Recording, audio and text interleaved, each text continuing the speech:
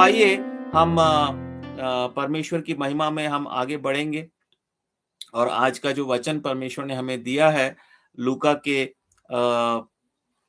18 अध्याय और उसके 17 वचन से उस पर हम मनन करेंगे और जो संदेश परमेश्वर ने हमें दिया है और इस उद्देश्य से दिया है कि हम परमेश्वर की आराधना हमारे जीवन से हम नित्य करते रहें और उसमें हम बने रहें। आइए हम एक छोटी सी प्रार्थना फिर से करते हैं, धन्यवाद भी देते हैं परमेश्वर को कि ये इंटरनेट परमेश्वर ने फिर से ठीक कर दिया और जैसे परमेश्वर का आत्मा हमारी अगुवाई करेगा हम वैसे आगे बढ़ते हैं। आइए एक छोटी सी प्रार्थना करेंगे। हमारे दयालु और अनुग्रहकारी परमेश्वर, हम आपके हृदय से आभारी हैं एक बार फिर से। प्यारे पिता, जो भी थोड़ी बहुत इंटरनेट की प्रॉब्लम आई, आपने सहायता की, हम फिर से जुड़ सके हैं प्यारे प्रभु। और जो समय का प्रभु अब उसमें नुकसान हो गया, हम गीत को पूरा नहीं गा पाए प्रभु जी, लेकिन हमारे हृदय आनंदित हैं प्रभु जी। जो प्रभु जी गीत हम नहीं गा पाए हैं, अगले सप्ताह हम इसको गा सकें, हमारी मदद करें। और प्यारे परमेश्वर, इस समय प्यारे पिता, जबकि ये समय है कि हम आपके वचनों पर मनन करें, हमारी मदद कीजिए और आज के संदेश के द्वारा हम सबको आशीष दें। आप स्वयं हमसे बातें करें, प्रभु यीशु के नाम से मांगते हैं, आमीन।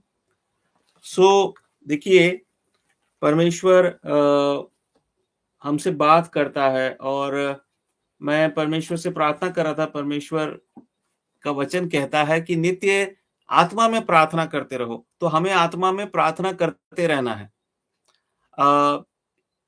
परमेश्वर से बात करते रहना है।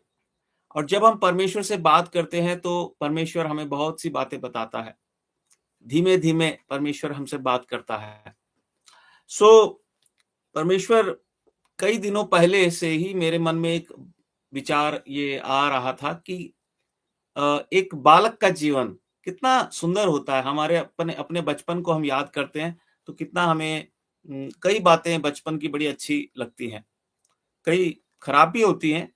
और दुर्भाग्य से जब हम बचपन में थे, जब हम बच्चे थे, तब हम उसकी अहमियत को नहीं जानते थे। हर एक व्यक्ति का यही अनुभव होता है। और हालाँकि हम ये उदाहरण हमें नहीं देखना चाहिए, लेकिन एक किसी गीतकार ने ऐसा गाना भी लिखा कि कोई मुझे मेरे बचपन के दिन लौटा दे, है ना? पर प्रभु का वचन तो हमसे कहता है कि हम परमेश्वर की दृष्टि में हर समय बच्चे हैं। और इसीलिए आज जो वचन परमेश्वर ने हमें दिया है मत्ती 18 से और उसके 17, बहुत सुंदर संदेश है। प्रभु से हम मन ही मन मांगते रहें कि वो शैतान को बांधे और ये इंटरनेट जो है डिस्टर्ब ना होने पाए। शैतान को बड़ी तकलीफ हो गई कि हम एक गाना और गा रहे हैं और लगातार हम संगति में, लेकिन हम भी परमेश्वर के बच्चे हैं तो हम हार नहीं मानने वाले। शैतान को हम बोलना चाहते हैं कि आप तो हार गए हो और आप से हमारा कोई लेना देना नहीं है, क्योंकि हम आपसे छूट चुके हैं। और संसार तो पहले यूहन्ना और उसके 5 वचन खोलने की जरूरत नहीं है, हम सब इन वचनों को जानते हैं। लेकिन जैसे-जैसे वो बातें याद आती हैं मुझे, तो मैं बताता हूँ। वहाँ पर हमने पढ़ा था पिछले दिनों में कि 19 वचन में 5 अध्याय के, वहाँ यूहन्ना भाई कहते हैं कि हम जानते हैं कि हम परमेश्वर से हैं और सारा संसार उस दुष्ट के वश में पड़ा है। और परमेश्वर का धन्यवाद हो, परमेश्वर ने हमें छुटकारा दे दिया, इसलिए हम तो उसकी आराधना करेंगे। चाहे वो कुछ भी अड़चन पैदा करे, हम आराधना करेंगे। और परमेश्वर आज हमसे बात करना चाहता अपने वचन के द्वारा। जैसा मैंने कहा, लूका 18 अध्याय और 17 वचन को परमेश्वर ने मुझे स्मरण दिलाया और मुझे कहा कि इसे पढ़ और मैं तुझसे बात करूंगा। तो मैंने जब पढ़ना शुरू किया, मैं देखने लगा, मैं कहा प्रभु, यहाँ तो आपने ऐसा कहा है कि मैं तुमसे सच सच कहता हूं कि जो कोई परमेश्वर के राज्य को बालक के समान ग्रहण ना करेगा, वह उसमें कभी प्रवेश ना करने पाएगा। तो तुरंत एक बात मेरे मन में परमेश्वर ने दिखाई कि जब तक हम एक बालक की अवस्था में नहीं रहेंगे, हमें एक बालक बन के ही रहना है। दुनिया में तो लोग रोते हैं, हाय मैं बुढ़ा हो गया, हाय वो बचपन के दिन लौट आए। लेकिन हमारे लिए क्या है, हम हमेशा ही बचपन में हैं। परमेश्वर की दृष्टि में हमें बचपन समझकर इस विश्वास के जीवन को जीना है। ये परमेश्वर ने बात बताई है मुझे, किसी मनुष्य ने नहीं।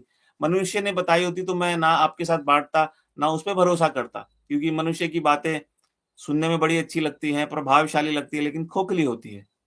परमेश्वर की बातें सुनने में हो सकता है बहुत ही उसमें कोई रुचि ना हो, हम रुचि ना लें, वो हो सकता है कई बार मूर्खता की बात लगे, लेकिन उसमें जीवन होता है, उसमें सामर्थ होती है, शैतान को कुचलने की सामर्थ होती है। इसीलिए शैतान वो कोशिश करता है, हारा हुआ है बेचारा, कहीं से हवा में आया होगा इंटरनेट को खराब करने के लिए। पर परमेश्वर हमारे लिए, अगर ये एयरटेल, रिलायंस बंद हो जाएँगे तो वैसे ही इंटरनेट प्रभु हमारे लिए ऐसा इंटरनेट इंतज़ाम करेगा कि कोई कल्पना नहीं कर सकता है। इसका मतलब ये नहीं कि हम परखने लग जाएँ परमेश्वर को, लेकिन मेरा विश्वास है कि परमेश्वर ऐसे अद्भुत चमत्कार कर सकता है प्रभु के लोगों के लिए। मैं जब इस पे मनन करने लगा तो प्रभु ने कहा इसे पढ़, और मैंने पढ़ा तो मैंने कहा, हाँ प्रभु, यहाँ तो ये लिखा है कि जब तक बच्चे की तरह हम नहीं बनेंगे तो हम स्वर्ग के राज्य को ग्रहण नहीं कर सकते। तो प्रभु ने मुझसे सरल शब्दों में कहा कि ठीक इसी तरीके से जब तक कोई बालक के समान मेरी आराधना ना करे तो उसकी आराधना जो है वो सच्ची नहीं हो सकती। और फिर एक और बात प्रभु ने मुझसे आत्मा में कही कि जब तक हमारा ध्यान, एक मनुष्य का ध्यान, एक विश्वासी का ध्यान स्वर्ग के राज्य की तरफ नहीं होगा, तब तक वो जो है, उसकी जो आराधना है वो आत्मिक नहीं हो सकती, वो सच्ची नहीं हो सकती। और शायद मैंने इस बात को कई बार कहा भी होगा, परमेश्वर ने मेरे द्वारा कहलवाया होगा। बहुत से प्रभु के दासों के द्वारा परमेश्वर इस बात को बार-बार दोहराता है कि हमारी आराधना जो है, वो तब तक सच्ची नहीं हो सकती जब तक हमारा ध्यान जो है वो स्वर्ग की बातों की ओर नहीं लगा है। और जैसे ही हमारा जो ध्यान है वो स्वर्ग के राज्य की तरफ लग जाता है, तो हमारी जो आराधना है, जो हमारी जय-जयकार है, हमारी स्तुति है, हम जो परमेश्वर के लिए खुशी का एक हम इज़हार करते हैं या उसको व्यक्त करते हैं, प्रकट करते हैं, वो अलग ही प्रकार की खुशी होती है। वो हृदय से उत्पन्न होती है। ऐसा नहीं कि हम शरीर में और किसी प्रकार के दबाव में आकर या किसी एक नियम के कारण क्योंकि अब हमें आराधना करनी है। नहीं, हम खुश हैं, इसीलिए हम आराधना करते हैं परमेश्वर की। और वो जब हम उसके राज्य के बारे में सोचते हैं, स्वर्गीय बातों के बारे में सोचते हैं, तो हमारी आराधना एक अलग स्तर पर चले जाती है। और अचानक से हम देखते हैं कि हमारे शरीर से हमें ताकत नहीं लगानी पड़ रही, हमारे सोच विचारों का हमें उपयोग नहीं करना पड़ रहा है। वो आत्मा से जैसे कि जीवन के जल की नदी बहती है, और वो अपने आप उमड़ने लगता है हमारा हृदय, और हमारी आराधना स्वर्गीय आराधना हो जाती है, जैसी प्रभु यीशु मसीह को चाहिए, आत्मा और सच्चाई में। और मैं इस बारे में जब सोच रहा था स्वर्ग के राज्य के बारे में, तो प्रभु ने मुझे एक बात और बताई। देखिए, हमें स्वर्ग का राज्य अभी, वो राज्य कैसा होगा, हम अपनी आँखों से, अपने बुद्धि से नहीं जानते हैं, पूरी तरीके से नहीं जानते। सिर्फ़ उसका एक कंपैरिज़न जिसको इंग्लिश में बोलते हैं, एक मिलान ज़रूर है, एक तुलना ज़रूर की गई है। साधारण शब्दों में एक संसार का राज्य है, एक स्वर्ग का राज्य है। संसार के राज्य में हम क्या देखते हैं? मार, काट, गंदगी, बुराई, धोखा, छल, कपट, सब धोखा है। और ये सृष्टि भी देखिए, ये नाशमान है। हम कितना भी इसको देख लें, निहार लें, लेकिन ये नाशमान है। कई बार हम इस सृष्टि के साथ कुछ ज़्यादा ही अगर हम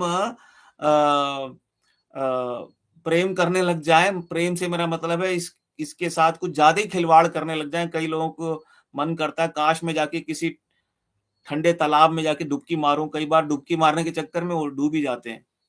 कई बार कुछ लोग चाहते हैं कि हम आसमान में जाएँगे, उड़ेंगे, और वो कुछ ज़्यादा ही पागल हो जाते हैं, आसमान इतना सुंदर है, और खूब मजे लेना चाहते हैं सृष्टि के, लेकिन वो उस सृष्टि के साथ कई बार ज्यादा ही निकट आने से सृष्टि ये जो प्रकृति है ये बहुत खतरे वाली भी है, तो ये कई बार हमें भस्म ही कर देती है।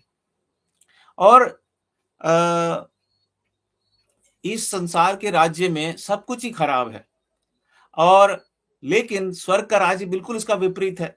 वहां ना कोई पाप होगा, ना कोई बुराई होगी, ना मृत्यु होगी, ना कोई अशांति होगी, ना कोई क्लेश होंगे, ना कोई भेदभाव होगा, कोई ऐसे दुष्टता वाले बातें नहीं होंगी। केवल परमेश्वर होगा और हम लोग होंगे। और इसीलिए हमें परेशान नहीं होना कि वो राज्य कैसा होगा। उसका सिर्फ हमें इस बारे में सोचना है कि हाँ, इतना तो तय है कि वहां ये सब गंदगी बुराइयां नहीं होंगी, और परमेश्वर ने मुझे वहां जाने का पूरा आश्वासन दिया। कोई खट्टी मीठी गोली नहीं खिलाई। जो धर्म, जितने भी धर्म है वो खट्टी मीठी गोली खिलाते हैं। कोई बोलता है इस नदी में डुबकी मार लो, कोई बोलता है उस पहाड़ पे चले जाओ, कोई बोलता है भूखे पेट रहो, कोई बोलता है सर मुंडवा लो, कोई बोलता है ये करो, इतना करो, उतना करो। लेकिन वो सब क्या है? मन का धोखा है। प्रभु यीशु मसीह ने जो संदेश दिया वो बिल्कुल सच्चा है। हमारी आत्मा एकदम पहचान जाती है, हाँ ये बात सच है। एक व्यक्ति जो पवित्र है, जो कुंवारी के गर्भ से जन्म लिया, जिसके विषय में भविष्यवाणी हुई, जिसके विषय में एक एक बात अद्भुत है, निराली है, सच्ची है, अगर उसने मेरे पापों के बदले में जान दी है और तीसरे दिन मुर्दों में से खुद जीवित हुआ, और इस बात का प्रमाण उसने एक बार नहीं कई बार दिया, तरह तरह से दिया कि वो परमेश्वर है, वो परमेश्वर के गुणों से भरा हुआ है, और अगर वो कहता है कि वो मुझे स्वर्ग में लेके जाएगा, तो ये बिल्कुल सच है। मैं तो अब 100% मुझे यकीन हो गया। अब मुझे मालूम है कि जो थोड़ा बहुत मुझे एक संदेह होता है, शंका होती है, वो सिर्फ शैतान की एक चाल है, वो सिर्फ मेरी निर्बलता की वजह से है। इसलिए मुझे उस पर विचार नहीं करना चाहिए। जो संदेह आते हैं मन के अंदर, उन्हें जैसे हम किसी कीटाणु को कुचल के फेंक देते हैं, फेंक देना चाहिए। हाँ, वो ध्यान देने लायक नहीं है। ध्यान देने लायक क्या है? स्वर्ग का राज्य। और इसीलिए वो कहता है मत्ती के 18 अध्याय और 17 वचन में कि जब तक कोई मैं तुमसे, प्रभु ने कहा, मैं तुमसे सच सच कहता हूं कि जो कोई परमेश्वर के राज्य को बालक के समान ग्रहण ना करेगा, वह उसमें कभी प्रवेश ना करने ना पाएगा। सो जब तक हम एक बालक की सी दशा में नहीं, इसके लिए हमें बालक की सी दशा में जब तक हम नहीं आते हैं, तब तक हम प्रभु की आराधना भी नहीं कर सकते आत्मा सच्चाई से, या उसको ग्रहण योग्य आराधना हम नहीं चढ़ा सकते। उसके लिए एक आराधना का जीवन हम नहीं जी सकते जब तक हम एक बालक की दशा में ना हो। और उसके लिए प्रिय भाई और बहनों, हमें बालक बनना पड़ेगा पहले। देखिए, मैं पढ़ रहा था, प्रभु ने यह वचन एक और जगह हमें मिलता है, बल्कि हमें मरकुस में भी मिलता है, लेकिन हम मत्ती के 18 अध्याय को देखेंगे। मत्ती 18 अध्याय, मत्ती 18 अध्याय, और वहां पर परिस्थिति कुछ और थी। यहाँ पर तो बालकों को लोग लेकर आए थे, तो वो अपने चेलों से कहने लगा कि मेरे पास आने दो। पर मत्ती 18 अध्याय में आप देखिए, मत्ती 18 अध्याय के 3 वचन को, वहां पर प्रश्न पूछा गया चेलों के द्वारा कि सबसे बड़ा कौन है स्वर्ग के राज्य में। तो प्रभु यीशु मसीह ने इस तरह से कहा 3 वचन में, और कहा, मैं तुमसे सच कहता हूं कि जब तक तुम ना फिरो और बालकों के समान ना बनो, तुम स्वर्ग के राज्य में प्रवेश करने नहीं पाओगे। तो प्रिय भाइयों और बहनों, आज शाम को प्रभु हमें याद दिला रहा है कि हम जब तक बालकों की जैसी दशा में नहीं हैं, और हम इस बात को समझेंगे पवित्र आत्मा जी की सहायता से कि बालकों की दशा, या प्रभु यीशु मसीह ने क्यों कहा कि बालक बनना है, उसका क्या अर्थ है। उसे हम गहराई से देखेंगे। परमेश्वर का धन्यवाद, वो अपनी भेद की बातें बताता है सरल रीति से। और यहाँ पर इतना परमेश्वर ने हमें समझाया कि तुम्हें बालक जैसे बिना बालक की दशा में रहकर आप स्वर्ग के राज्य में को ग्रहण नहीं कर सकते, मतलब उसमें प्रवेश नहीं कर सकते। ठीक उसी तरह से ये तो दर्शन है जो परमेश्वर का आत्मा हमें दिखाता है। अगर कोई व्यक्ति बिना बालक की दशा में आए स्वर्ग में प्रवेश नहीं कर सकता, उसको ग्रहण नहीं कर सकता स्वर्ग के राज्य को, तो परमेश्वर की आराधना कैसे करेगा?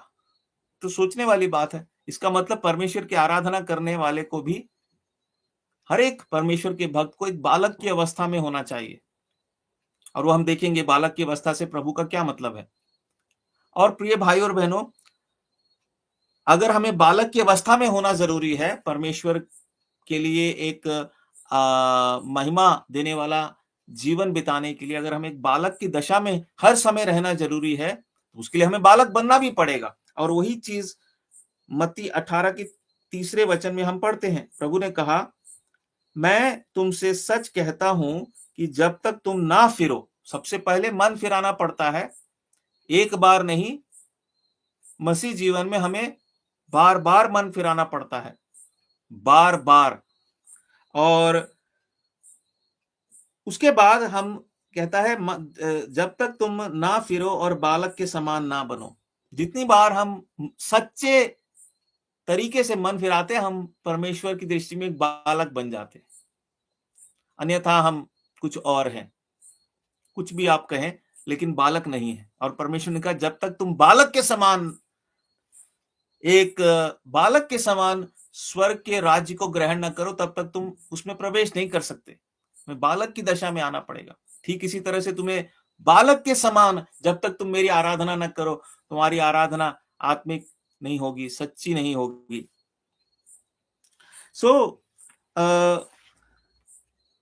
प्रभु यीशु मसीह ने, जब हमारे मन में प्रश्न आना भी चाहिए कि बालक की उपमा क्यों दी, बालक का उदाहरण क्यों दिया।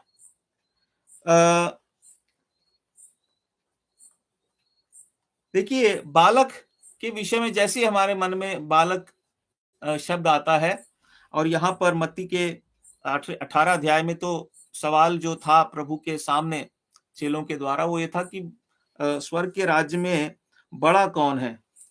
तो साधारण बुद्धि से हम कह सकते हैं कि बालक का उदाहरण इसलिए यूज किया होगा, इस्तेमाल किया होगा कि बालक का मतलब छोटा, उम्र में भी छोटा, आकार में भी छोटा।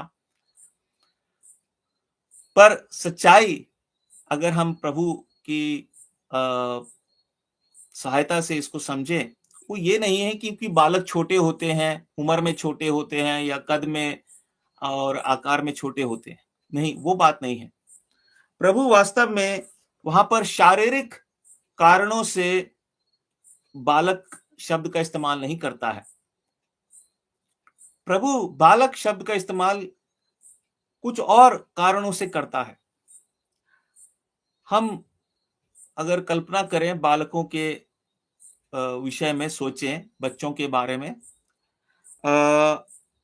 तो हम देखते हैं 5 बातें जो प्रभु ने हमें चार बातें बल्कि प्रभु जो हमें दिखाता है, और एक 5वीं बात भी फिर हम आखिर में देखेंगे आज के संदेश में। पहली चीज, बालक लोग, बच्चे लोग, हम भी एक समय बच्चे थे, और याद रखिए, हमें अभी भी बच्चा होना है परमेश्वर की दृष्टि में, अगर हम उसकी सच्ची आराधना करना चाहते हैं बालक के समान। और बालक के समान ही हमें बने रहना है अगर हम स्वर्ग के राज्य में पहुंचना चाहते हैं। तो सबसे पहली चीज है, बालक जो होते हैं, बच्चे जो होते हैं, वो बड़ी बड़ी बातों की चिंता नहीं करते है ना। वो कैसे रहते हैं? निश्चिंत रहते हैं कई बातों में। बच्चों का जीवन कैसा होता है? अपनी छोटी सी दुनिया होती है उनको, उनकी किताबें होती हैं। और यहाँ पर एक बात हमें और समझ लेना जरूरी है। प्रभु यीशु मसीह ने मेरे ख्याल से लूका के 11 अध्याय में ये बात उसने कही कि जब तुम बुरे होकर अपने बच्चों को अच्छी चीजें देना जानते हो, तो तुम्हारा स्वर्गीय पिता तुम्हें पवित्र आत्मा जी क्यों नहीं देंगे। और भी अच्छी आशीषें क्यों नहीं देंगे? तो ये वचन मैं इसलिए बोल रहा हूँ क्योंकि प्रभु यीशु मसीह यहाँ कोई गलत बात मतलब ऐसे बालकों को मन में रखकर ये बातें नहीं कह रहे हैं जो जो बहुत ही दुष्ट होते हैं, किसी कारण से बहुत ही वो कैन की तरह होते हैं या ईसाऊ की तरह होते हैं, जो अभी माँ की कोख से निकलने के साथ ही वो उसने अड़ंगे मारने शुरू कर दिए थे, है ना? वो सॉरी वो तो याकूब ने मारे थे, माफ करना। लेकिन एसाव के विषय में लिखा है कि परमेश्वर ने जब वो अभी उसने कुछ अच्छा बुरा या भला भी नहीं किया था, तो भी परमेश्वर ने याकूब से ज़्यादा प्रेम किया। याकूब भी नटखट था। और भी हम कई उदाहरण देख सकते हैं, हमें सार्वजनिक हमारे सामान्य जीवन में देख सकते हैं कई बालक। यहाँ पर प्रभु स्वाभाविक है ऐसे बालकों को ध्यान में रखकर बात कह रहा है अ, जो दुष्ट नहीं होते हैं, निहायती दुष्ट जैसे हम बोलते हैं ना, वैसे बालक नहीं, एक सामान्य बालक जिसमें थोड़ी बहुत शरारत भी है, पर उसके अंदर एक बालक का स्वभाव है। और तो ऐसे जो बालक होते हैं, वो व्यर्थ बातों में चिंता नहीं करते, मेरे कहने का मतलब ये है। वो अपनी पढ़ाई-लिखाई पे ध्यान रखते हैं और उनका छोटा-सा एक जीवन, एक संसार होता है। उन्हें इतना मालूम है, उन्हें माँ-बाप की आज्ञा माननी है, उन्हें इतना मालूम है कि उन्हें अपनी पढ़ाई करनी है, उन्हें खेलना है। छोटा-छोटा उनका जो है एक एक दायरा होता है। वो बड़ी-बड़ी बातों की चिंता नहीं करते। मैं क्यों ऐसा कह रहा हूँ प्रिय भाई और बहनों? कई बार शैतान हमें घबरा देता है, बड़ी-बड़ी बातों की चिंताएँ ले आएगा। देखिए, प्रभु यीशु मसीह ने जहाँ बीज बोने वाला दृष्टांत को कहा था, वहाँ एक जगह हम जल्दी से देख लेते हैं मत्ती के 13 अध्याय में। और वहाँ पर उम 22 वचन में प्रभु कहते हैं, मत्ती 13 के 22 में, जो झाड़ियों में बोया गया यह वह है जो वचन को सुनता है, पर इस संसार की चिंता और धन का धोखा वचन को दबा देता है। और बहुत से विश्वासी लोग विश्वास में आने के बाद हम भी कई बार चिंताओं में जीवन बिताते हैं। संसार की चिंता, अरे संसार में तो बहुत कुछ है, संसार की बातें। हम यहाँ तक कि हम जैसे विश्वासी भी कई बार हम बड़े परेशान हो जाते हैं, प्रभु कौन सी सरकार आएगी सत्ता में, कौन उस देश में क्या हो रहा है, और बड़ी-बड़ी बातें, है ना? फ्लड आ रहे हैं, प्रभु क्या होगा? अरे बाइबल में तो सब बताया है हमें, हमें क्यों परेशान होना है? मालूम है। संसार के बारे में सोचने लगते हैं। और ठीक है, अगर आप कहीं एक साइंटिस्ट की नौकरी कर रहे हैं, वो एक अलग बात है, तब आप खोज कीजिए, आपका काम है किसी ऐसे विभाग में काम करें। लेकिन फिर भी हम तो जानते हैं आत्मिक रीति से कि ये प्रकृति तो परमेश्वर एक दिन इसका नाश कर देगा। लोग बहुत परेशान हो रहे हैं, कुछ लोग परेशान नहीं हैं, कुछ लोग सृष्टि का नाश करते जा रहे हैं अपने लाभ के लिए, और दूसरी तरफ कुछ लोग बेचारे क्योंकि वो जानते नहीं हैं आत्मिक सच्चाई को, वो कह रहे हैं ये बर्बाद हो जाएगी, खत्म हो जाएगा। परमेश्वर पहले ही कह चुका कि मैं खत्म कर दूंगा, सब नाश हो जाएगा। आप अब स्वर्ग की ओर अपना ध्यान लगाओ, बहुत हो चुका है ये पृथ्वी संसार का राज्य। लेकिन मनुष्य है, वो कह रहा है मैं संसार को नहीं छोड़ना चाहता, और परमेश्वर कह रहा है तुझे छोड़ना ही होगा, क्योंकि संसार में कीड़ा लग चुका है, पाप का कीड़ा। और जो बच्चे होते हैं वो चिंताओं वाला जीवन नहीं जीते। देखिए भजन 131 को हम देख लेते हैं, और वहां पर दाऊद राजा का एक बहुत सुंदर उदाहरण हमारे लिए मिलता है हमें। कई बार क्योंकि हम चिंताओं में समय बिताने लगते हैं, ना ही हम चिंताओं की वजह से कई प्रकार के पापों में गिर जाते हैं, बल्कि हम परमेश्वर की आराधना भी नहीं कर पाते हैं। क्यों? क्योंकि हम फिर बालक की दशा में नहीं रहते। एक बालक को संसार की चिंता नहीं होती। उसको इतनी चिंता है मुझे अपना होमवर्क करना है, मुझे आज जो मम्मी ने, पापा ने, टीचर ने बोला है वो सब करना है, बड़े भैया, दीदी ने जो बात बोली है वो करना है। मुझे कोई ऐसे बुरे काम नहीं करने जो घर वालों ने बताए हैं, सिखाए हैं। मुझे जो काम दिया छोटा-छोटा वो करना है। थोड़े-थोड़े बच्चे बड़े हो जाते हैं तो मम्मी डैडी थोड़ा-थोड़ा काम देते हैं, जाओ पानी भर के लाओ, जाओ ये मार्केट से जाके ये लेके आओ और मुझे खेलना है। मुझे आनंद भी मनाना है, मुझे अपने काम पूरे करने हैं और वो संसार की चिंताओं में नहीं पड़ता। और अ, दाऊद राजा क्या कहता है भजन 131 में? वो कहता है, आइए ध्यान से इसको वचन को देखेंगे। हे यहोवा, ना तो मेरा मन गर्व से और ना मेरी दृष्टि घमंड से भरी है, और जो बातें बड़ी और मेरे लिए अधिक कठिन हैं, संसार की चिंता, बड़ी-बड़ी बातों की चिंता, है ना? और कहता है जो बातें बड़ी और मेरे लिए अधिक कठिन हैं, उनसे मैं काम नहीं रखता।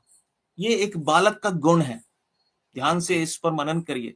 बालक, ये बड़ी-बड़ी प्रॉब्लम उसको पता नहीं है ना? उसको पता है मुझे आज अपना लट्टू खेलना है, मुझे आज गिल्ली-डंडा खेलना है या पतंग उड़ानी है ना? और बच्चों के लिए वो कोई गुनाह नहीं है, अगर वो बशर्ते वो अगर अपनी पढ़ाई करते हैं और माँ-बाप के प्रति आज्ञाकारी हैं, तो बचपन में खेलना-कूदना कोई गुनाह नहीं है, पाप नहीं है, अगर वो समय और अनुशासन के साथ किया जाए। ठीक है, जाओ, खेलो।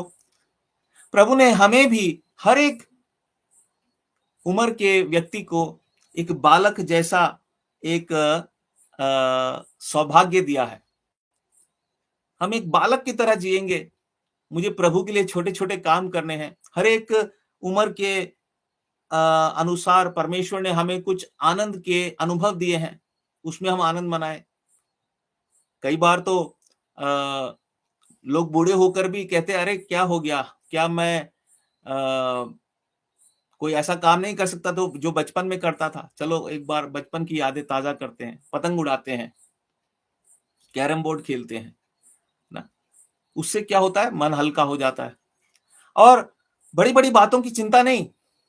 और कई बार मसीह लोग क्या करते हैं, हम विश्वास के जीवन में बड़ी-बड़ी बातों की चिंता करने लगते हैं। भविष्य में क्या होगा? फलाना-ढिमकाना। और बच्चे के अगर हम जीवन को देखते हैं, वो ऐसा नहीं होता है। बालक जो है वो चिंताओं से दूर रहता है। इसका मतलब ये नहीं है कि वो निकम्मे बालक का उदाहरण दे रहा है प्रभु। बालक की जो दुनिया होती है, बच्चे की दुनिया, वो छोटी-सी होती है।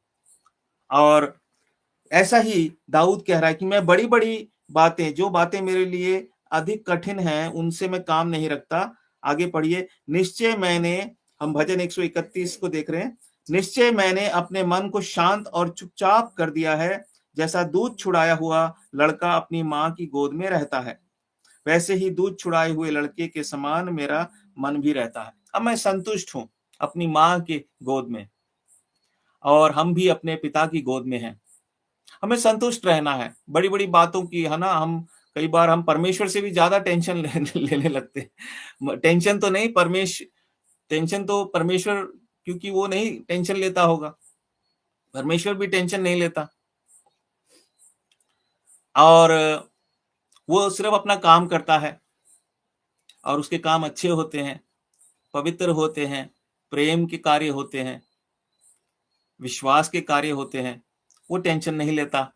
और हम लोग कई बार परमेश्वर का बोझ, मतलब जैसे कि हम परमेश्वर हैं और हम सोचने लगते हैं। मैंने कई सेवकों को देखा है कि वो बड़ी-बड़ी बातें बोलते हैं। हाँ, हमें उस राज्य में सुसमाचार प्रचार करना है। मैं उनकी आलोचना करने के लिए नहीं कह रहा हूँ, लेकिन कई बार मैंने क्या पाया कि उनका जीवन एक बालक के समान नहीं है। वो इतनी बड़ी-बड़ी बातें करते हैं, लेकिन छोटी-छोटी बातों में वो क्या है, वो बालक के समान नहीं बन पाते। ये बात सच्ची है कि हमारे अंदर जलन होनी चाहिए, प्रभु आपका कार्य फैले। और वास्तव में वो काम हम तभी कर सकते हैं, यदि आपको याद हो 2-4 हफ्ते पहले हमने पढ़ा था, जो छोटी-छोटी बातों में विश्वास योग्य हैं। हम छोटे-छोटे कामों में विश्वास योग्य रहेंगे, जैसे बालक होता है, तो अपने आप हमारे द्वारा बड़े-बड़े कार्य प्रभु करेगा। ये प्रभु के हाथ में होता है। वो कहाँ वचन को फैलाना चाहता है, वो कहाँ एक बड़ी जबरदस्त बीदारी लेके आना चाहता है। ये तो परमेश्वर का काम है। हमें तो बालक बनकर उसके प्रति आज्ञाकारी रहना है। हमें चिंताओं का जीवन नहीं जीना है। उस पर विश्वास करते हुए, संतुष्ट रहते हुए, दाऊद कहता है, मैं शांत और चुपचाप होकर अपने माँ की गोद में एक दूध छुड़ाए हुए बच्चे की तरह मैं अब जीवन में आगे बढ़ता हूँ। और मेरी आशा किस पे है? तीसरे वचन में कहता है, हे इज़राइल, अब से लेकर सदा सर्वदा यहोवा ही पर आशा लगाए रहे। जैसे बच्चों की आशा अपने माँ-बाप पे होती है, हमारे मम्मी-पापा हैं, वो सब कर लेंगे। अच्छे बच्चों की मैं बात कर रहा हूँ, क्योंकि प्रभु, इसीलिए मैंने वचन कहा, जब प्रभु कहता है माँ-बाप जो इस संसार के हैं वो पापी होने के बावजूद भी अपने बच्चों को अच्छी चीजें देते हैं, तो हमारा प्रभु हमें गलत उदाहरण नहीं देगा। वो नालायक बच्चों का उदाहरण नहीं दे रहा है यहाँ। कह रहा है ऐसे बच्चे जो जिनकी आशा अपने माँ-बाप पर होती है, जिनकी दुनिया छोटी-सी होती है, वो कोई ज़्यादा बड़ी-बड़ी बातों की चिंता नहीं करते, और जो छोटे-छोटे काम उनको दिए गए हैं, उसमें विश्वास योग्य हैं, उसमें वो आनंदित रहते हैं। और दूसरी बात क्या है कि जबकि बच्चे भी, प्रभु यीशु मसीह ने कहा कि जब तक तुम बालक के समान ना बनो, तो बालक भी तो पापी होते हैं, बच्चे भी तो पाप की दशा में ही पैदा होते हैं, है ना? ऐसी क्या खास बात है? कई बार बच्चों में भी बड़ी-बड़ी बुराइयां देखी जाती हैं। बच्चे भी दुष्टता करते हैं, वो भी धोखाधड़ी करते हैं, झूठ बोलते हैं, छुपाते हैं, सब कुछ करते हैं, ईर्ष्या होती है उनको। लेकिन जो दूसरी अच्छी बात है बालकों के अंदर, और ये अमूमन हर एक बालक के अंदर दिख जाएगा, है ना?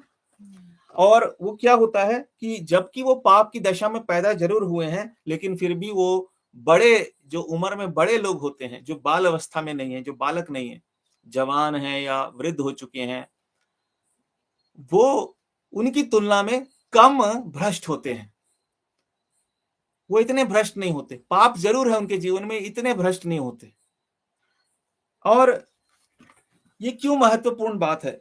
देखिए, जब अगर हमारे विश्वास के जीवन में हम इतने भ्रष्ट हो जाएं कि परमेश्वर के लिए असंभव हो जाए या बहुत कठिन हो जाए, लगभग ना के बराबर अब उम्मीद है कि वो हमें सुधार सके, तो फिर हम स्वर्ग के राज्य में नहीं जा पाएंगे, और स्वाभाविक है कि हम परमेश्वर की महिमा भी नहीं कर सकते। हमें बच्चों की तरह, बच्चों के अंदर पाप जरूर होता है, लेकिन इतने भयानक पाप नहीं होते। लेकिन जैसे जैसे आदमी बढ़ने लगता है, वो बड़े बड़े पाप वो करने लगता है, बिना डरे, बिना शर्माए। बच्चे अगर पाप भी करते हैं तो बड़े डर डर के, जरा सा उनको डंडा दिख जाए, वो सब कुछ बता देंगे, हमने हमें माफ कर दो भैया, आगे से नहीं करेंगे। हालांकि वो कर देते हैं, लेकिन वो फिर डरते ही रहते हैं। पर जैसे जैसे बड़े होने लगते हैं, हौसला बढ़ जाता है, शैतान और उनके अंदर प्रबल होने लगता है। मनुष्य जब बड़ा होने लगता है, फिर वो कहता है इसमें क्या है, ये तो मेरा अधिकार है, ये बिना करे तो मैं इस दुनिया में जी नहीं सकता। झूठ तो बोलूंगा, डंके की चोट पे बोलूंगा, जब मन करेगा झूठ बोलूंगा, मेरा अधिकार है, जो मेरा मन करेगा मैं वो करूंगा, और धोखा दूंगा, उसमें क्या है, ऐसे ही चलती है जिंदगी, है ना? और फिर और बड़े हो जाते हैं, अब ये तो करना ही पड़ेगा, थोड़ा बहुत थोड़ा बहुत तो करना ही पड़ता है। ये सब तो चलता है, ठीक है। ये सब बातें एक तरफ है, प्रभु के लिए अच्छी अच्छी बातें हमें करना जरूरी है, पर अब थोड़ा बहुत तो गड़बड़ करना ही पड़ेगा। ये गड़बड़ घोटाले तो करना ही पड़ेंगे, और बड़े बड़े पाप करने लगते हैं लोग। इसीलिए बालक के समान हमें बनना है। हमारे जीवन में डर होना चाहिए परमेश्वर का। बच्चों के अंदर डर होता है, वो पाप करते हैं, ऐसी बात नहीं है, पाप उनके जीवन में भी होता है, वो डरते हैं, और जैसे ही पकड़े जाते हैं वो बहुत फिर तुरंत पश्चाताप करते हैं। मतलब जब उनको डर दिखाया जाता है, और वो बड़े लोगों की तुलना में कम कठोर होते हैं और कम भ्रष्ट होते हैं, और इसीलिए प्रभु यीशु मसीह ने बालकों का उदाहरण दिया। और हम देखते हैं तीसरी बात जो इसी से जुड़ी हुई है, कि जैसे एक छोटा पौधा जो होता है, वो आसानी से उसको हम टेढ़ा होने से रोक सकते हैं, एक डंडा लगा देते हैं, और जिससे कि वो टेढ़ा ना हो। पर एक बार वो वृक्ष बन गया और वो टेढ़ा हो गया, फिर उसको सीधा नहीं किया जा सकता है। ये उदाहरण कई बार प्रभु के बहुत से दास बताते भी हैं, और उस उदाहरण को ध्यान में रखते हुए मुझे प्रभु ने दिखाया कि इसीलिए प्रभु ने ये बात कही कि हमें भी, इसका मतलब क्या है कि जब एक वृक्ष के समान हम टेढ़े हो गए, जो कोई ऐसा वृक्ष है जो टेढ़ा उग गया, तो क्या है, अब हम एक तो कठोर हो गए और अब हम टेढ़े हो गए। वृक्ष कठोर होता है पौधे की तुलना में, और दूसरी समस्या क्या है, अब हम टेढ़े हो गए। जो व्यक्ति कठोर होगा वो टेढ़ा भी हो जाएगा, तो उसको बदलना बड़ा मुश्किल है। लेकिन अगर हम बालक के समान कोमल हैं, प्रभु हमें इजीली बहुत आसानी से ढाल सकता है। हम ऐसे भी झुक जाएंगे तो प्रभु सीधा खड़ा कर देगा, बालक के समान। दाऊद राजा बालक के समान था, कठोर हृदय नहीं था उसका। उसने बड़ी दुष्टता का काम किया, प्रभु ने डांट लगाई, अच्छे से डांट लगाई, अच्छे से दंड भी लगाया, उसको सोंटे से मारा और ठीक हो गया वो। उसने ये नहीं कहा अब मैं ठीक नहीं होऊंगा। यहूदा इस्करियोती की जगह उसने इस्करियोती की तरह उसने फांसी नहीं लगाई अपने आप को। शाऊल की तरह उसने अपने आप को धर्मी ठहराने की कोशिश नहीं की, जो कहता था नहीं मैंने वही किया जो परमेश्वर ने मुझसे कहा, मैं उसके मार्गों पर चलने से नहीं फिरा हूं, जबकि वो फिर गया था। तो तीसरी बात है, देखिए एक उदाहरण देखते हैं। इसीलिए प्रभु यीशु मसीह ने लूका 19, यहीं पे हम देखते हैं एक छोटा सा उदाहरण। प्रभु यीशु मसीह ने जब वो यरूशलेम में अपनी विजय यात्रा के रूप में यरूशलेम में प्रवेश करता है, यही लूका और उसके 19 अध्याय और 30 वचन में वहां ऐसा लिखा है, मैं 29 से पढ़ता हूं। जब वह जैतून नामक पहाड़ पर बैतफगे और बैतनिया के पास पहुंचा, तो उसने अपने चेलों में से 2 को यह कह के भेजा, सामने के गांव में जाओ और उसमें पहुंचते ही एक गधी का बच्चा जिस पर कभी कोई सवार नहीं हुआ बंधा हुआ तुम्हें मिलेगा, उसे खोल कर ले आओ। यहाँ पर भी प्रभु ने एक बच्चे गधे के बच्चे का इस्तेमाल किया। बच्चा जो है, बालक जो है, एक प्रतीक है। यहाँ पर प्रभु यीशु मसीह उस बालक शब्द के द्वारा, बच्चे शब्द के द्वारा एक हमें संदेश देता है कि हमें बच्चे के जैसा होना चाहिए। वो कठोर नहीं होते हैं, इंग्लिश में बोलते हैं वो इजीली इम्प्रेशनेबल होते हैं, मतलब वो जैसा उनको सिखाया जाएगा वैसा वो करेंगे। और जब जैसे जैसे मनुष्य बड़ा हो जाता है, हम भी जब विश्वास के जीवन में अगर हम अपने आप को बालक नहीं समझते हैं, हम अपने आप को कुछ अब समझने लगे, अब तो हमें बहुत कुछ मालूम है, हम बहुत भक्ति के काम करते हैं, फिर हम कठोर होने लगते हैं, हम प्रभु की भी नहीं सुनते हैं। और प्रभु ने कहा ऐसा नहीं चलेगा, तुम्हें बालक की दशा में आना पड़ेगा, उस गधे के बच्चे की तरह बनना पड़ेगा कि मैं तुम्हारी सवारी कर सकूं। तुम बड़े अपने आप को 30 मार्का समझकर मेरे सामने आओगे, मैं तुम्हारी सवारी नहीं करूंगा। तुम्हें गधे का बच्चा बनना पड़ेगा, नम्र होना पड़ेगा, परमेश्वर के बलवंत हाथ के नीचे आना पड़ेगा, नम्र और दीन होकर, तब तुम स्वर्ग के राज्य में पहुंच सकोगे और मेरी आराधना कर सकोगे। और फिर आखिरी बात हम देखते हैं एक और उदाहरण दूसरे राजा में और उसके 5 अध्याय में वहां पर भी एक सुंदर उदाहरण हमें मिलता है। आप लोग जानते ही हैं, उस अध्याय में हम जिस घटना के बारे में पढ़ते हैं, वो एक छोटी सी जो लड़की है, वो देखिए बालक जो बच्चे होते हैं आम तौर पर बड़े लोगों की तुलना में वो ज्यादा उनके अंदर विश्वास पाया जाता है और उनके अंदर एक ज्यादा जलन होती है परमेश्वर के लिए, और जैसा इस छोटी सी बच्ची लड़की के जीवन में देखने को मिलता है। मैं उसके पहले वचन से तीसरे वचन तक पढ़ रहा हूं। दूसरे राजा 5 अध्याय। आराम के राजा का नामान नामक सेनापति अपने स्वामी की दृष्टि में बड़ा और प्रतिष्ठित पुरुष था, क्योंकि यहोवा ने उसके द्वारा अरामियों को विजयी किया था। वह शूरवीर था परंतु कोढ़ी था। अरामी लोग दल बांधकर इज़राइल के देश में जाकर वहां से एक छोटी लड़की बंदी बनाकर ले आए थे, और वह नामान की पत्नी की सेवा करती थी। बेचारी छोटी सी लड़की सेवा करती थी, बंदी बनाकर लाई गई थी। कायदे से उसको निराश होना चाहिए था, उसे बहुत ही दुखी होना चाहिए था, पर हम देखते हैं कि ऐसा नहीं, बल्कि इसके विपरीत। 1 मिनट आप जरा होल्ड कीजिए।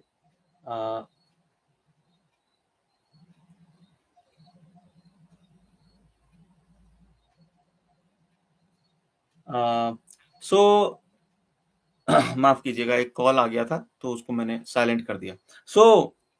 यहाँ पर हम क्या देखते हैं कि अ, एक छोटी लड़की है, वो गुलाम है, उसको वो काम करना पड़ रहा है जो बच्चे को अक्सर नहीं करने को दिया जाता है। वो एक स्त्री की सेवा में लगी हुई है, लेकिन वहाँ पर भी वो विश्वास से भरी हुई है।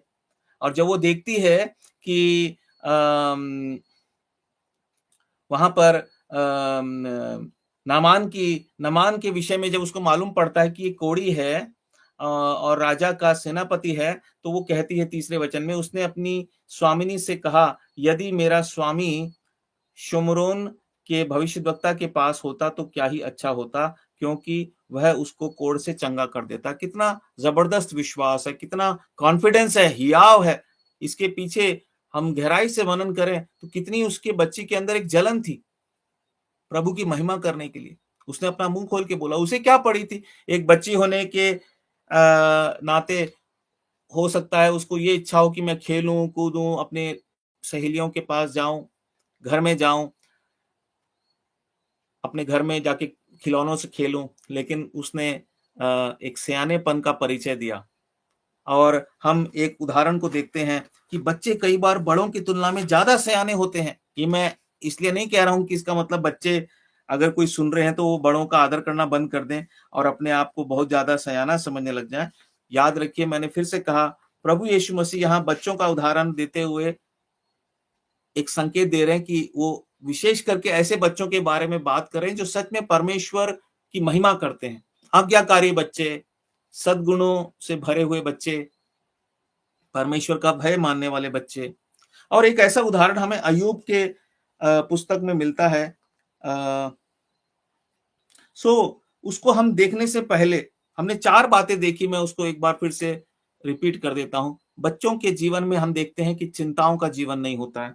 दूसरी चीज, वो इतने कठोर पापी नहीं होते हैं, इतने गंभीर पापी नहीं होते हैं। यदि उसके लिए कोई वचन आप मुझसे पूछना चाहते हैं तो देखिए, क्योंकि हम प्रभु के वचन के आधारित चलें, प्रभु का वचन कहता है गंभीर या बहुत ज्यादा भ्रष्ट होने से मेरा या पवित्र आत्मा जी का कहने का मतलब है, कई बार परमेश्वर का वचन हमें चिताता है कि ऐसा ना हो कि हम पाप करते करते इतने पापी बन जाएं कि फिर हमारे को पश्चाताप करने का कोई अवसर ना मिले। इब्रानियों 10 के 26 में ऐसा लिखा है कि क्योंकि सच्चाई की पहचान प्राप्त करने के बाद यदि हम जानबूझकर पाप करते हैं तो पापों के लिए फिर कोई बलिदान बाकी नहीं। बहुत ज्यादा भ्रष्ट, या और भी कुछ उदाहरण हम देख सकते हैं। कुछ ऐसे पाप होते हैं जो सीधा हमें मृत्यु तक ले जाते हैं, है ना, जहां से फिर वापस लौट के आना बड़ा मुश्किल है। पहले यूहन्ना के 5 अध्याय में यूहन्ना कहता है 16 और 16 वचन में, आप बाद में पढ़ सकते हैं। और फिर तो बच्चों के जीवन में, बालकों के जीवन में क्या होता है, ऐसे गंभीर पाप अक्सर वो उनसे बचे रहते हैं। प्रभु चाहता है कि वो जानता है कि हमसे देर सवेर गलतियां होंगी, लेकिन हम प्रभु के भय में रहें, अपनी गलतियों को सुधारते रहें, क्योंकि अगर हम जो अपनी गलतियों को नहीं सुधारेगा वो निश्चित रूप से बड़े बड़े पापों में फंसेगा और परमेश्वर की महिमा करना तो दूर की बात, वो परमेश्वर के राज्य में भी प्रवेश नहीं कर सकता। या आप दूसरी तरीके से देख लीजिए, राज्य में जाने की बात तो बहुत दूर, लेकिन वो परमेश्वर की महिमा भी नहीं कर सकता। और तीसरी चीज हमने देखी कि बच्चा जो होते हैं, बालक जो होते हैं, वो बहुत ही कोमल होते हैं, उनको परमेश्वर आसानी से ढाल सकता है। क्या आज हम विश्वासी बालक के दशा में हैं? क्या परमेश्वर अगर चाह रहा है हमें दाएं तरफ से बाएं तरफ मोड़ने की कोशिश कर रहा है, जैसे योना नबी को परमेश्वर ने उसकी दिशा को मोड़ना चाहा, बहुत परमेश्वर को मेहनत करनी पड़ी, वो थोड़ा सा कठोर बालक था लेकिन फिर भी संभवतः वो मान गया, ऐसा लगता है।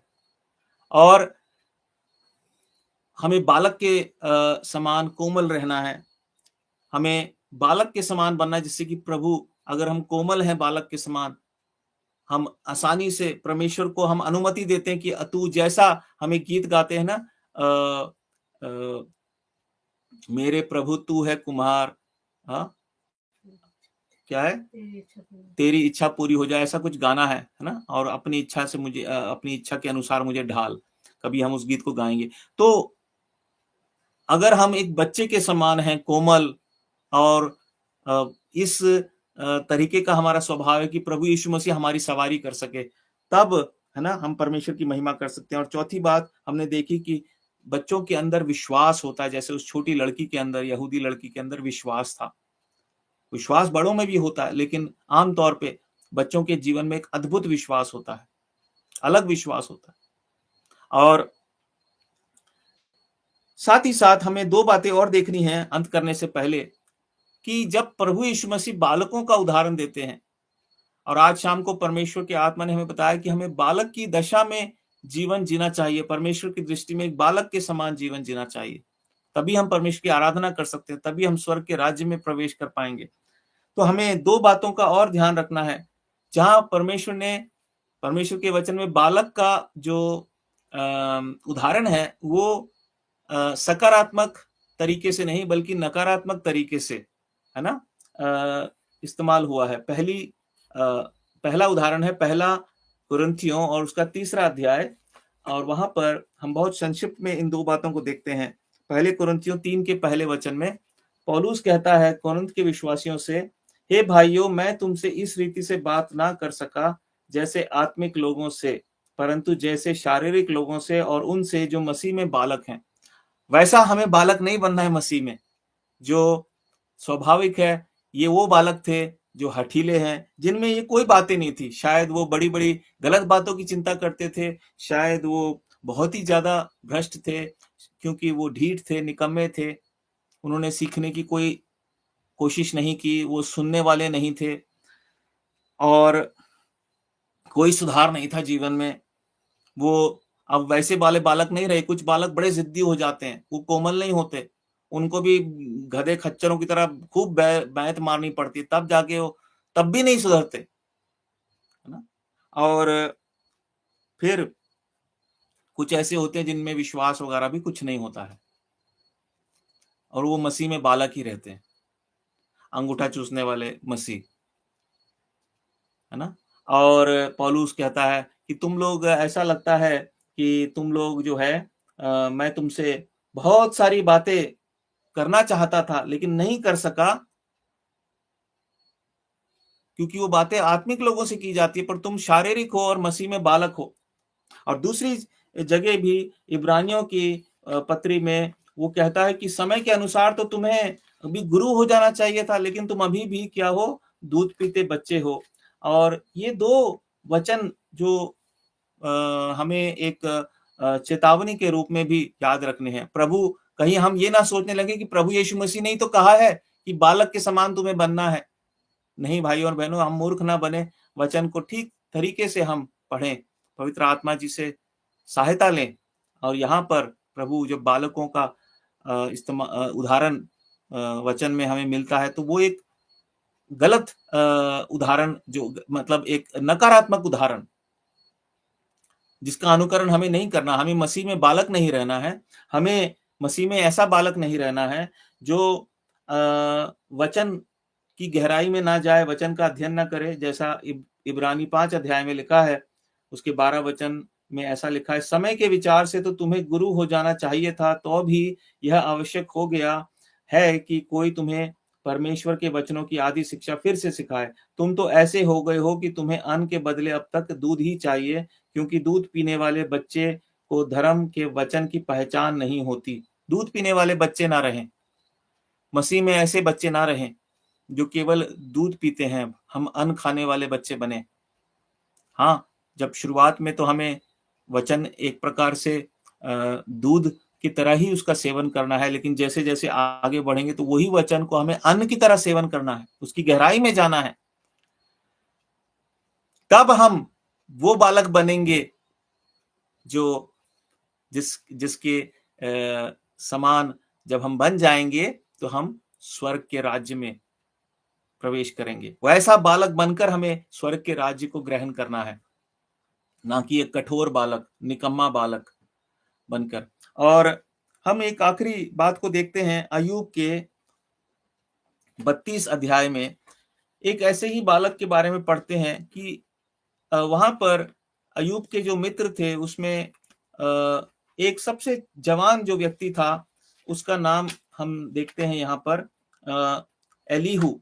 और एक छोटा सा भाग में पढ़ रहा हूं, अय्यूब 32 अध्याय और उसका 5 वचन से मैं पढ़ रहा हूं, 5 से 10 वचन तक मैं पढ़ूंगा। परंतु जब एलीहू ने देखा कि ये तीनों पुरुष कुछ उत्तर नहीं देते, तब उसका क्रोध भड़क उठा।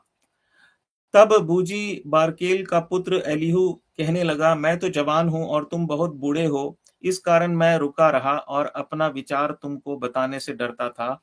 मैं सोचता था जो आयु में बड़े हैं वे ही बात करें और जो बहुत वर्ष के हैं वे ही बुद्धि सिखाएं। परंतु मनुष्य में आत्मा तो है ही, सर्वशक्तिमान की दी हुई सांस जो उन्हें समझने की शक्ति देता है। जो बुद्धिमान है वे बड़ी आयु के लोग ही नहीं और न्याय के समझने वाले बूढ़े ही नहीं होते। इसलिए मैं कहता हूं, मेरी भी सुनो, मैं भी अपना विचार बताऊंगा। और एलीहू ने फिर जो बातें कही वो परमेश्वर की दृष्टि में भी बहुत आदर के योग्य ठहरी। परमेश्वर ने उसकी बातों का समर्थन किया। और जो बाकी के 3 मित्र थे अय्यूब के, उनको डांट लगाई कि तुमने ना समझ लोगों की तरह बातें कही हैं, लेकिन इस जवान व्यक्ति ने, एलीहू ने जो कहा है वो सही कहा है। वो अय्यूब की दशा को ठीक समझा है और उसके अंदर ज्यादा समझ है, सयानापन है। और हम देखते हैं दाऊद एक बच्चा ही था जब गोलियत इजराइलियों को ललकार रहा था, लेकिन न केवल उसने बुद्धिमानी का परिचय दिया, एक विश्वास का अच्छा वो उदाहरण रखा, बल्कि वो बहादुर भी निकला। और इसीलिए हमें ऐसा बालक बनना है, तभी हम परमेश्वर की ऐसी दशा में हमें जीवन बिताना है, तभी हम परमेश्वर की सच्ची आराधना हम कर सकते हैं। और जहां कहीं आज शाम को इस संदेश को जब हमने सुना है, हमें ये चीज परमेश्वर की महिमा के लिए हमें करना है कि हमें अपने जीवन को जांचना है कि कहाँ हम बालक किसी दशा से भटक चुके हैं। बहुत से विश्वासियों की तरफ जब हम देखते हैं तो उनके अंदर अब वो बालक वाला जो जिस तरीके का बालक का जीवन प्रभु हमारे अंदर देखना चाहता है वो नहीं है। संभव है कि वो एक निकम्मे बालक हो गए हैं, जिद्दी बालक हो गए हैं। वैसा बालक बनने के लिए प्रभु ने नहीं कहा, लेकिन हमें एक ऐसा बालक जो दाऊद की राजा की तरह कहता है कि मैं बड़ी बड़ी बातों की चिंता नहीं करता, मैं संतुष्ट हूं परमेश्वर में, मैं संतुष्ट हूं, मैं शांत हूं और मैं आनंदित हूं, मैं बड़े बड़े पापों से बचा हुआ हूं और मैं कोमल हूं, मैं मन का दीन हूं, परमेश्वर के बलवंत हाथ के नीचे रहता हूं, मैं विश्वास में मजबूत हूं, मुझे पूरा भरोसा मेरा परमेश्वर कुछ भी कर सकता है। मैं परमेश्वर के विषय में किसी से छुपाता नहीं हूं, परमेश्वर के लिए एक जलन है मेरे अंदर और मैं बुद्धिमान भी हूं, क्योंकि परमेश्वर से जो बालक प्यार करते हैं वो बुद्धिमान होते हैं, स्वर्गीय बुद्धि से भरे हुए होते हैं। और दाऊद की तरह, शमूएल की तरह जो बालकपन की अवस्था से ही परमेश्वर की महिमा करते थे। और नए नियम में हम देखते हैं तिमुथी जो बचपन से पवित्र शास्त्र को सीखता आया और जवान होकर उसने परमेश्वर की महिमा की। पौलुस कहता है कि उसके जैसा कोई और उसको योग्य चेला नहीं मिला जो परमेश्वर के राज्य के बारे में चिंता करता हो। आज शाम को परमेश्वर हमसे कह रहा है, यदि तुम मेरी महिमा करना चाहते हो तो एक ऐसे बालक बन जाओ। बड़े बड़े हम देखते हैं आजकल के समय में प्रभु के लोग अपने आप को बहुत बड़ा बनाना चाहते हैं, लेकिन यहीं पर मत्ती लूका और उसके 18 अध्याय में हमने जिस भाग को पढ़ा वहां पर प्रभु ने क्या कहा कि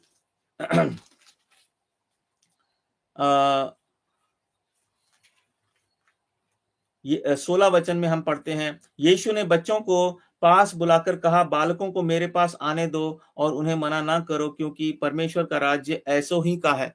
जो लोग बालक की दशा में रहेंगे, जो लोग घमंड नहीं करेंगे और बड़ी-बड़ी बातों की चिंता नहीं करेंगे, लेकिन जो छोटे-छोटे काम प्रभु ने दिए उसमें विश्वास योग्य रहेंगे। और प्रभु ने मत्ती में चेलों से कहा कि जो अपने आप को बड़ा बनाना चाहेगा वो छोटा किया जाएगा, और जो अपने आप को छोटा बनाएगा बालक की तरह, है ना, वो बड़ा किया जाएगा। सो हमें मत्ती 18 और 4 को भी याद रखना है। वहां प्रभु ने कहा, जो कोई अपने आप को इस बालक के समान छोटा करेगा वह स्वर्ग के राज्य में बड़ा होगा। तब हम परमेश्वर की महिमा कर पाएंगे, तब हमारे जीवन से परमेश्वर को महिमा मिलेगी और हम स्वर्ग के राज्य में बड़े आदर के साथ, बड़े आनंद के साथ, बिना किसी भय और डर और संदेह के साथ हम प्रवेश करेंगे। प्रभु हमारी सहायता करे, हम अपने आप को जांचें, जहां कहीं हम एक बालक की दशा में नहीं है, एक ऐसे बालक की दशा में जिसके विषय में प्रभु कह रहा था लूका 18 और 17 में और मत्ती 18 के 3 में, हम एक वैसा बालक बनना है जैसा प्रभु ने अपने वचनों के द्वारा प्रकट किया है। पवित्र आत्मा जी हमारी सहायता करें और हम उस की अगुवाई में परमेश्वर की महिमा कर सकें। आइए हम परमेश्वर को धन्यवाद दें। आप भी अपने अपने स्थानों से परमेश्वर की आराधना कर सकते हैं। जब मैं यहाँ से करता हूँ, आप अपने स्थानों से करिए, या बाद में मेरे बाद आप प्रभु को धन्यवाद दे सकते हैं। प्यारे पिता, मैं आपका धन्यवाद करता हूँ आज की संगति के लिए। प्यारे पिता, जो भी रुकावट आई उसको प्रभु जी आपने दूर किया और हमारी सहायता की कि हम आपके वचनों पर मनन कर सके। आप प्रभु जी, हम धन्यवाद देते हैं जो बातें आपने हम पर प्रकट की। प्यारे परमेश्वर, सच में प्रभु आप चाहते हैं कि हम एक बालक के समान प्रभु इस संसार में आपकी दृष्टि में एक ऐसे बालक के समान हम जीवन बिताएं जो मन का कोमल हो, जिसके मन में प्यारे परमेश्वर इस संसार की चिंताएं ना समाये रहती हो, बल्कि स्वर्ग के राज्य के बारे में जो सोचता हो। और प्यारे पिता, जो किसी भी प्यारे पिता गंभीर पाप में लिप्त ना पाया जाए। ओ प्यारे परमेश्वर, जो प्यारे पिता प्रभु जी विश्वास में परिपूर्ण हो प्यारे पिता, और प्यारे परमेश्वर आपकी बुद्धि और समझ से परिपूर्ण हो एलीहू की तरह। प्यारे परमेश्वर, जो उन मसीहों की तरह ना हो जो मसीह में बालक हैं, और प्यारे पिता जिन्हें समय के साथ गुरु हो जाना चाहिए था लेकिन अभी भी वो दूध पीने वाले बच्चे हैं। प्रभु जी, मैं धन्यवाद करता हूँ आपके वचन के इस दर्शन के लिए।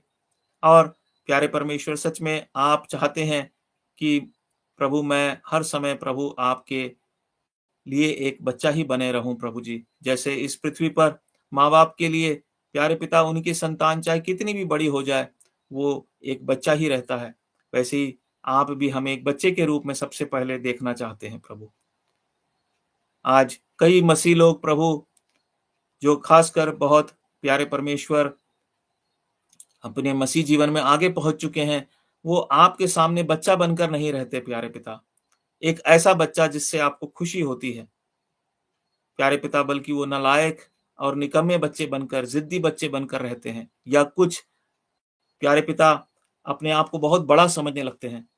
वो अपने आप को पास्टर और प्रेरित और बड़े-बड़े नामों से प्यारे पिता वो अपना परिचय देना चाहते हैं। वो चाहते हैं कि लोग उनके सामने झुकें, उनकी प्रशंसा हो, वो मनुष्यों से प्रशंसा पाना चाहते हैं प्यारे पिता, लेकिन मैं धन्यवाद करता हूँ आपने प्रभु जी ऐसी मूर्खता से मुझे बचा के रखा है। मैं आपका बहुत आभारी हूँ। मेरे हृदय की इस प्रभु धन्यवाद की भेंट को आपके चरणों में प्रभु यीशु के नाम से लाता हूँ, दया करके सुनिए और ग्रहण कीजिए। आमीन। आप सबको जय मसीह की। प्रभु का धन्यवाद हो। आइए हम लोग अब यहाँ पर समाप्त करेंगे और अगले हफ्ते प्रभु की अगुवाई में हम फिर से मिलेंगे। जय मसीह की।